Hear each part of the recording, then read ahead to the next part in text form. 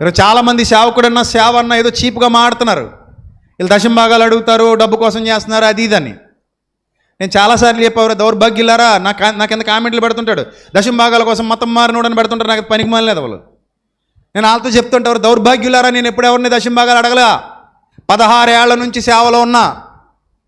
నేను ఎప్పుడు ఎక్కడ సంఘంలో ఎవరిని నీ దశంభాగం పట్టుకురా, నీ అది పట్టురా, ఇది పట్టురా ఎప్పుడు అడగలా. అడిగానా మిమ్మల్ని ఎవరినైనా ఎప్పుడైనా?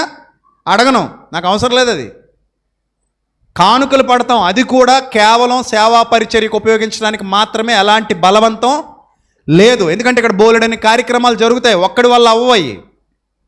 సంఘం ద్వారా సహకరించమని ప్రభువే చెప్పాడు కాబట్టి ఆ ధనాన్ని సేవా కార్యక్రమాలకు వినియోగిస్తాం.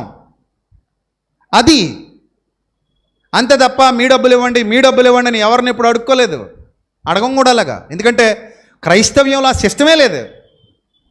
ఓల్డ్ టెస్టిమెంట్ వేరు, న్యూ టెస్టిమెంట్ వేరు. ఓల్డ్ టెస్టిమెంట్ ఏం చెప్తుంది?